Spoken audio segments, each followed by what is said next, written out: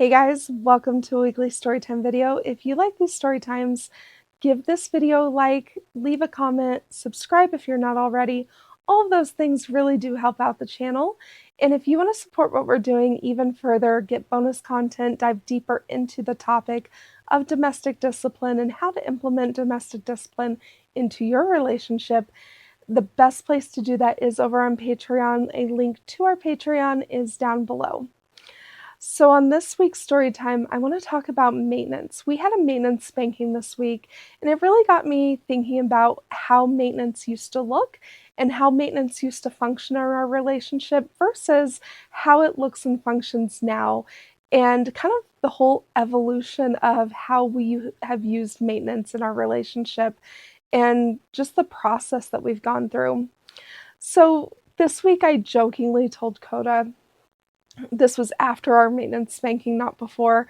I jokingly told him, I was like, we should try a maintenance spanking the way we used to do it, just for old time's sake.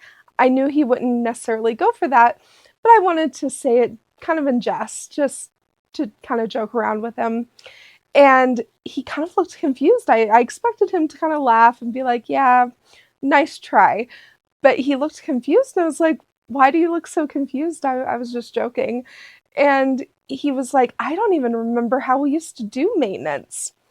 And that kind of was funny to me. I'm like, you don't remember what we used to do? Like that's weird. And he's like, well, it didn't work for us and I like what we're doing so much now. Why would I remember a system that we're never going to go back to?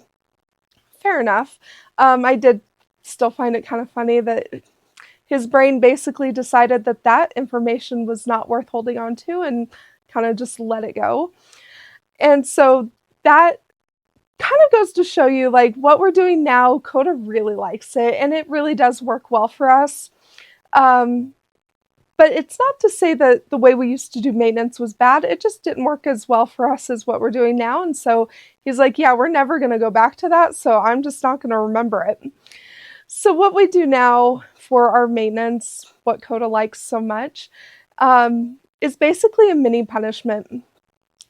And the times are shorter, the counts are lower, but it goes through the same process as our punishment. It goes through all the steps. Maintenance now is more to just maintain our rules. Um, you know, I would say even about I would say 80% of the time, he doesn't actually even mention what the expectations are, because I know the expectations. He knows that I know the expectations. We do have nightly check-ins to where we talk through those things throughout the week. So when it comes to maintenance, it is mostly just to basically affirm our roles in the relationship, and it gives me an opportunity to practice submitting to a spanking. It gives him the opportunity to assert his authority.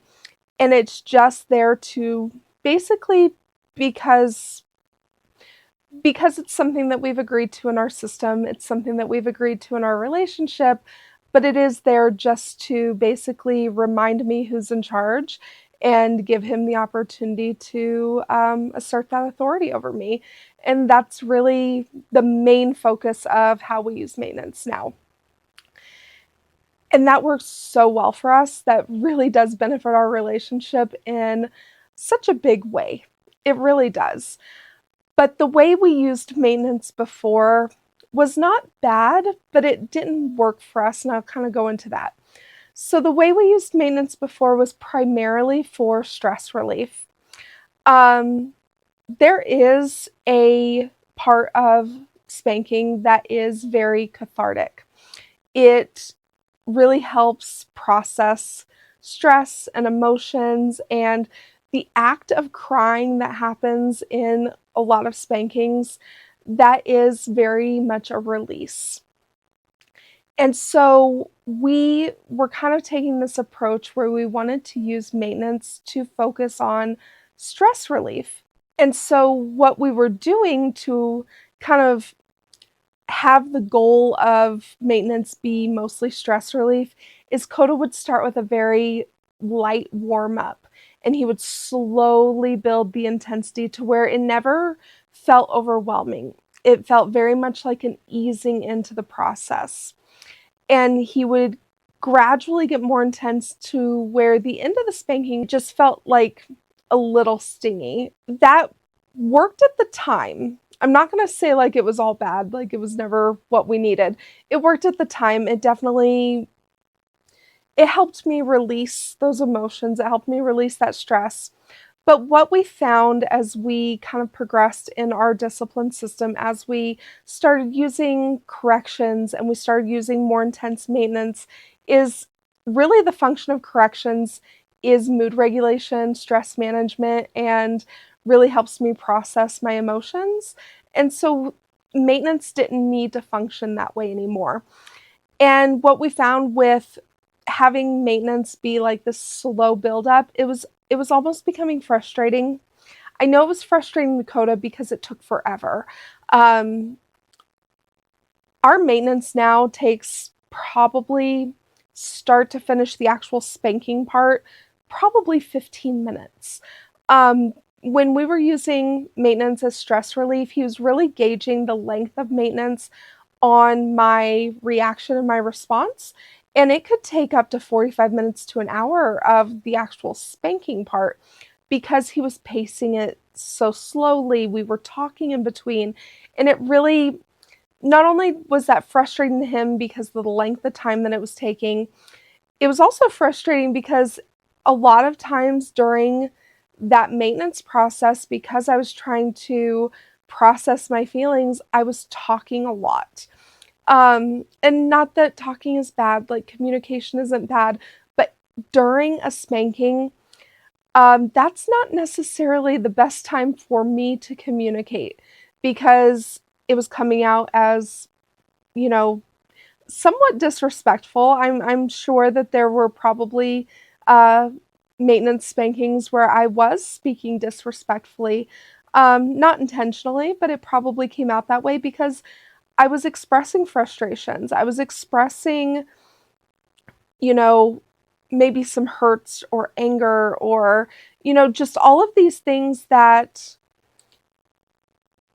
probably weren't appropriate during the actual spanking itself. Coda is very receptive to me expressing my feelings. He does not want me to hold feelings in. He does not expect me to only have positive feelings. He expects me to have a full spectrum of feelings and he expects me to express those, but he expects me to express them appropriately. And so during the spanking, I was kind of taking too much liberty to express my feelings in inappropriate ways, thinking that I could kind of get away with it because this was kind of like a safe place to express my feelings. And because I kind of had that mentality, I wasn't being aware of my tone. I wasn't being aware of my body language.